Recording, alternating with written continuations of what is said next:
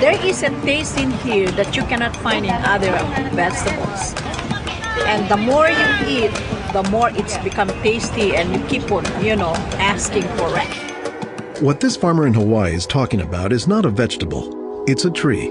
And while Vicky Domingo says it has an unusual flavor, there's more to this tree than meets the taste buds. You keep on eating and eating and you can feel your body is more energetic, more healthy, and you can see the difference. You're not dropping, you keep on, just so active. Domingo says she has grown this tree on her farm for more than 25 years. She harvests moringa twice a week all year round.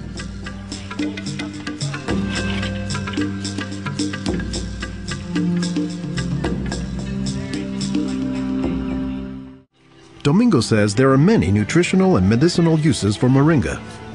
All parts of the tree are usable, from the roots to the stem, to the leaves, to the flowers, and to the pod. The roots, you can use that as a tea.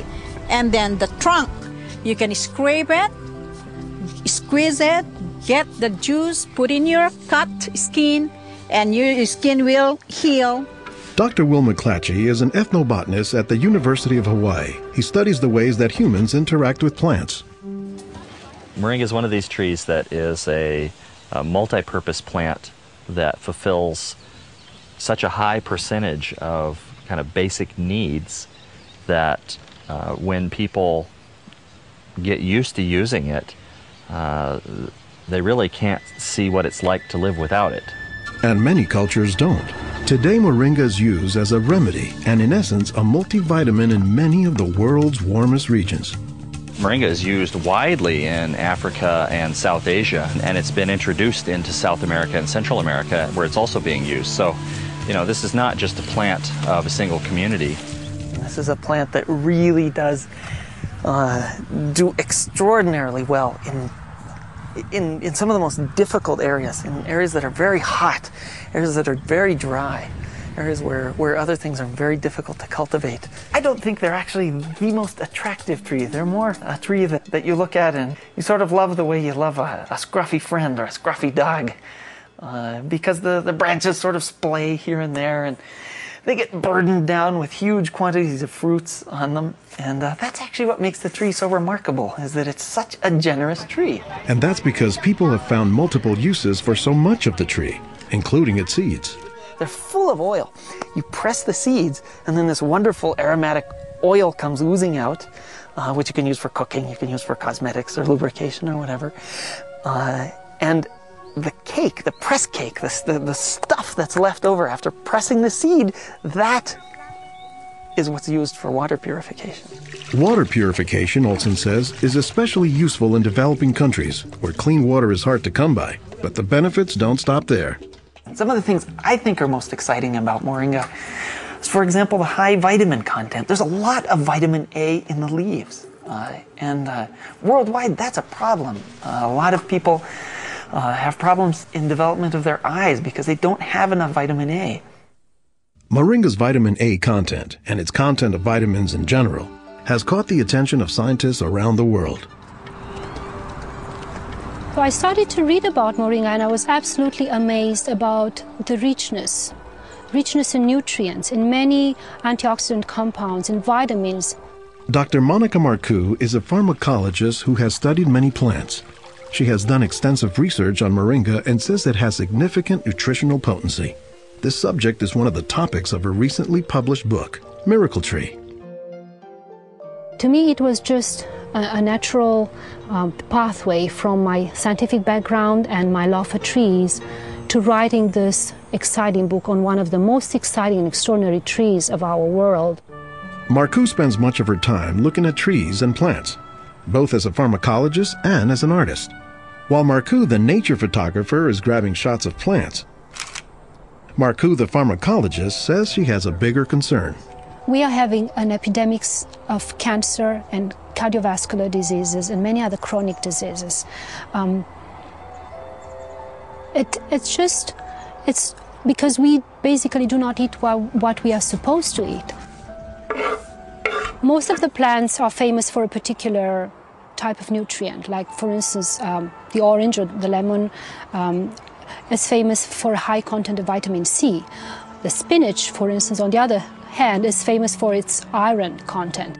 Moringa is very unusual because this single plant contains a wide variety of nutrients, but also in quite very high amounts. Marcoux says this concentration of nutrients, combined with low calories and low sodium content, makes moringa an ideal energy food or supplement that can help offset the typically unhealthy Western diet.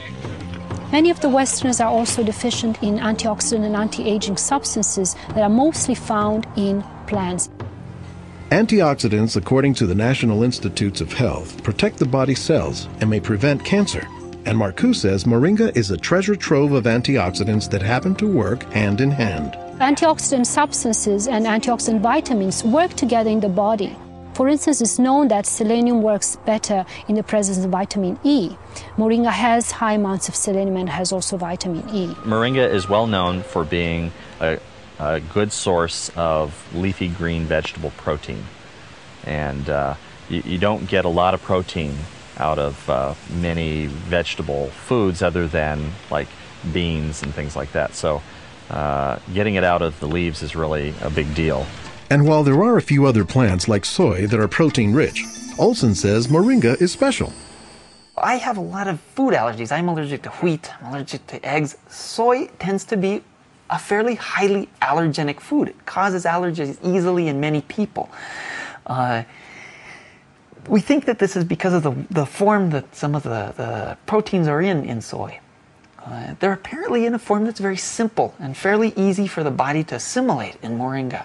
According to the United States Department of Agriculture, moringa contains 18 of the 20 amino acids, building blocks of proteins that are found in the human body.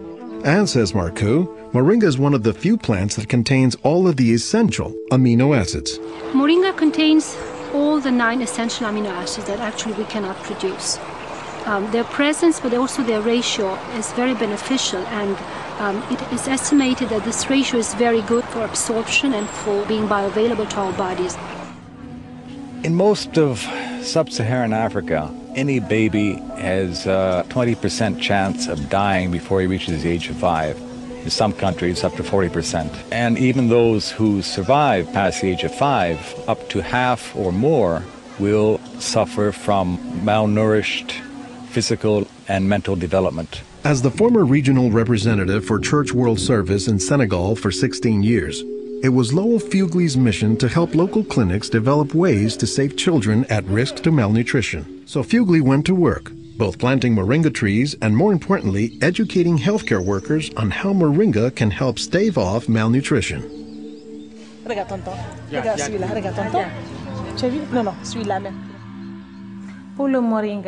I was trained in 1998, and right away we saw the virtues of using moringa because of its very high nutritional value.